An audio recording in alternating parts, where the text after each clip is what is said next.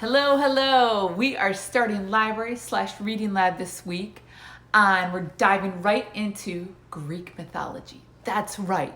A tradition in stories that started over 4,000 years ago. 4,000 years ago. Can you imagine? Now, I'm doing this tape because some of you miss it. It's Monday, so I don't want you to miss it. So you are going to get the sneak peek, and then you'll be able to jump right on board with everybody else who has the class this week. So Greek mythology, that's exactly where we're starting. So let's get started. So, what is Greek mythology? Greek mythology is a group of stories about gods, goddesses, heroes, creatures, and rituals of ancient Greece.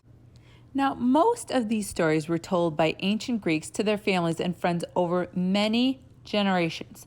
The stories often featured wars and battles, monsters, and also taught about bravery, intelligence, fear, love, and knowing what's right from wrong. So the ancient Greeks used these fictional stories, and as we know, fictional is fake or not real, and they used this to help them understand things around them that were happening. They had sea gods and woodland gods and sky gods, underwater gods, and even heroes that were half god and half human. So today I want you to listen to this short story. It's called Athena and Poseidon. I want you to listen to it, and then afterwards, I am going to challenge you. As the story goes, every town in ancient Greece hoped a god would choose to look after the townspeople. Towns rarely had more than one god to keep an eye on their best interests, because most gods did not share well. At this time in history, not every village had a god. Things were just getting started in ancient Greece. Poseidon loved watching over towns. He usually picked coastal towns since he was the lord of the sea. So he was a sea god. Poseidon was a very powerful god. He was a moody fellow, but he loved his wife and children, and he loved attention. He liked having people build temples in his honor and bring him gifts.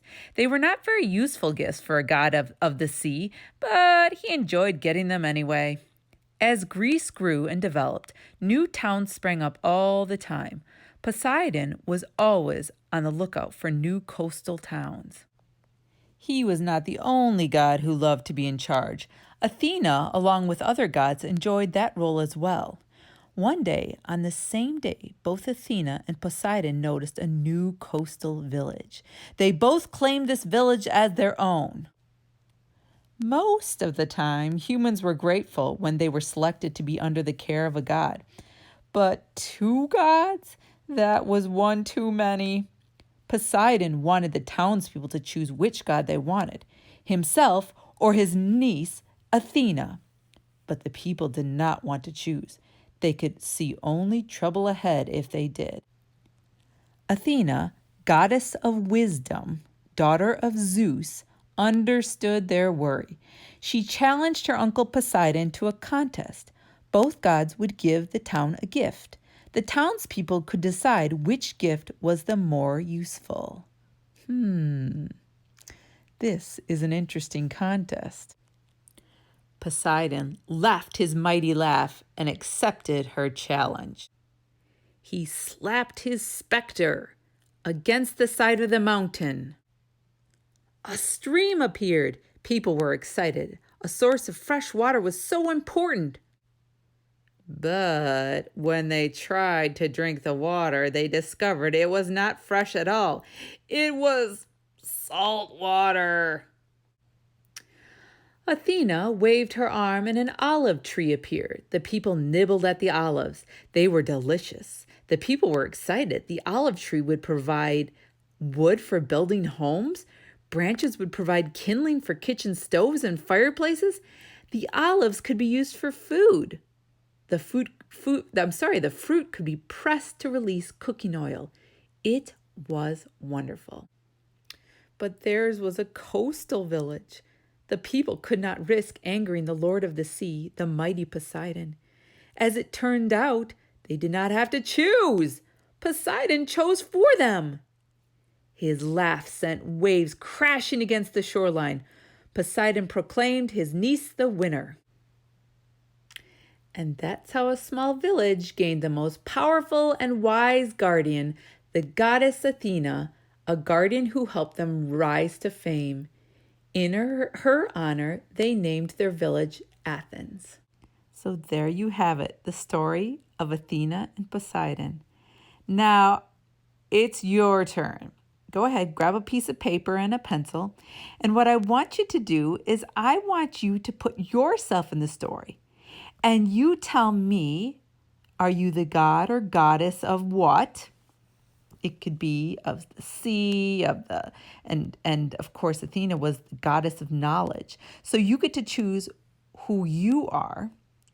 And then you have to tell me what gift, write down what gift you would have given all of the coastal villagers and what decision they would have. So you're going to finish the story. You're going to say, let me give you an example. So for instance, I would say, I am Miss Heidi, the goddess of tomatoes, and I will give this coastal village all the tomatoes they want. Soon they will discover that they can make amazing tomato sauces that will eventually go over pasta to become spaghetti. And they will choose this over both Athena and Poseidon's gifts. The end. Okay, now it is your turn to write your own ending to this Greek myth, Poseidon and Athena. So here's the thing, grab a piece of paper and a pen or pencil. And what you're going to write about is you're going to write about which, are you the god or goddess of what? Number 2, what gift you would give to the coastal people. And number 3, what do they do? Whose gift do they choose? All right, you're going to write this story and then you're going to hang on to it. And you're going to hang on to it until we have our class together, the next class we have together. So, can't wait to hear about your stories. Thank you for all of your great work today, and I will see you next week. Bye-bye.